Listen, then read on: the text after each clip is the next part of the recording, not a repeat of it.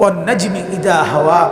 তো আল্লাহ তাআলা বলেন, এক তারা যেমন সারা রাত জ্বলে ডুবে যায়, আমার বন্ধুও 23 বছর সারা পৃথিবীতে আলো জ্বালিয়ে এরপরে ডুবছে, মানে ইন্তেকাল করছে, মানে আমার কাছে আসছে।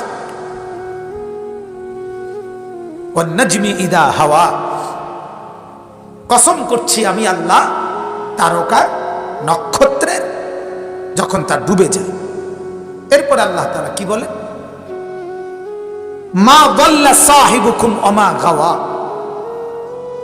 আল্লাহ তাআলা বলেন, মা দাল্লা সাহিবুকুম, তোমাদের সাথী। কি মায়া করে বলছে আল্লাহ মুহাম্মদ। আল্লাহ তাআলা বলে, এই দুনিয়াবাসী শোনো, মক্কাবাসী শোনো, মুহাম্মদ অপরিচিত কেউ না, মুহাম্মদ জিন না, মুহাম্মদ ফেরেশতা না, মুহাম্মদ চাঁদের দেশের কেউ না, মুহাম্মদ মঙ্গল গ্রহের কেউ না, মাটির নিচের কেউ না, পাহাড়ের চূড়া থেকে ভেসে আসা না। সাহিবুকুম, সে তোমাদের সাথী, তোমাদের সাথী, তোমাদের সঙ্গী, তোমাদের স্বজন, তোমাদের বন্ধু, তোমাদের আপনজন। সাহিবুকুম, কি মহব্বতের শব্দ। মা যাল্লা সাহিবুকুম ওয়া মা গাওয়া। রব্বুল আলামিন বলেন, আমার বন্ধু তোমাদের সাথী, সাহিবুকুম তোমাদের সঙ্গী। তাফসীরের মধ্যে লিখছে, আল্লাহ তাআলা বুঝাইতে চাচ্ছেন, হে মক্কাবাসী শোনো, দুনিয়াবাসী শোনো, খবর লাগাও, খবর নেও, আমার এই বন্ধু মুহাম্মদ 40 বছর দিন রাত, সকাল বিকেল দুপুর, শয়নে স্বপনে, হাঁটা চলা, উঠা বসা, আহার নিদ্রা, সবকিছু গোপন কোনো জায়গায় বেড়ে ওঠে নাই। এই মক্কাতেই বড় হইছে, এদের চোখের সামনে বড় হইছে, এদেরই সাথে বড় হইছে। তাইলে এদেরই সঙ্গী, এদেরই ভাতিজা, এদেরই আত্মীয়, এদেরই স্বজন। আল্লাহ তাআলা বলেন, তোমাদেরই সাথী সে, তোমাদেরই মাঝে বেড়ে ওঠা, বড় হওয়া, তোমাদের মাঝে জীবন কাটানো আমার বন্ধু, আমার মুহাম্মদ। তাইলে তোমরা তো দেখলা, মা দাল্লা, গত 40 বছরে কোনোদিন সে পথভ্রষ্ট হয় নাই, আমা গাওয়া, বিপদগামীও হয় নাই। তাইলে এখন নবী বানানোর পর, রাসূল বানানোর পর, কোরআন নাজিল করার পর, এখন সে পথ ধারা, গোমরা, বোঝে না, ভুল বলে, এটা বলো কেমনে তোমরা?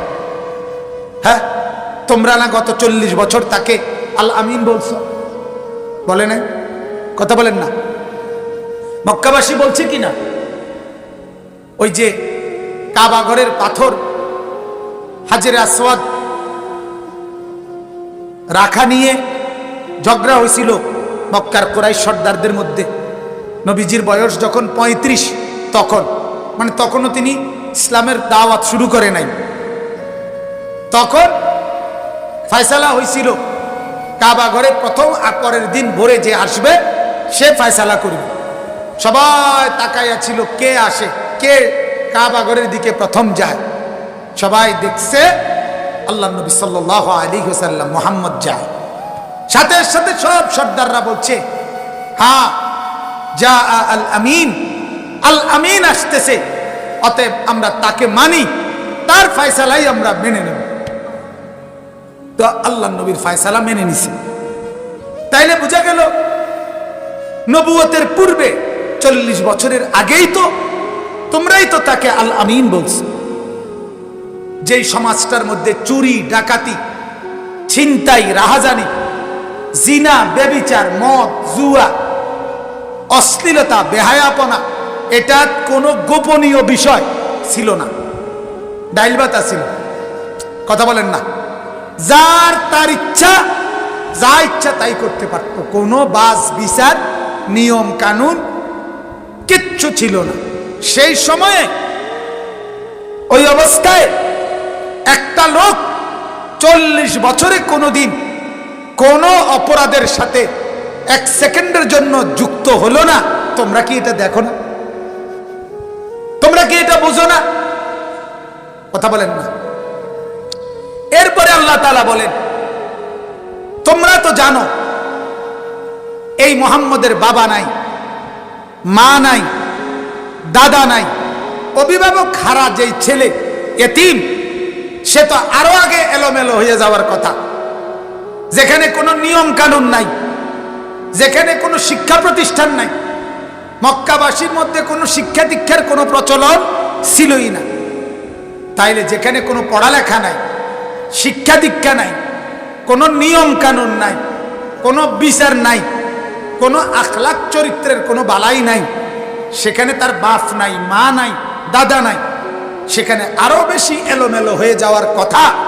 অথচ আমি 40টা বছর একটানা তাকে এভাবে বড় করছি, তার চরিত্রে একটা দাগ বসাবার মতো, স্পট লাগাবার মতো তোমাদের তো কারো সাহসী কুলাইল না। তাইলে আল্লাহ তাআলা বলেন, মা দাল্লা সাহিবুকুম ওয়া মা গাওয়া।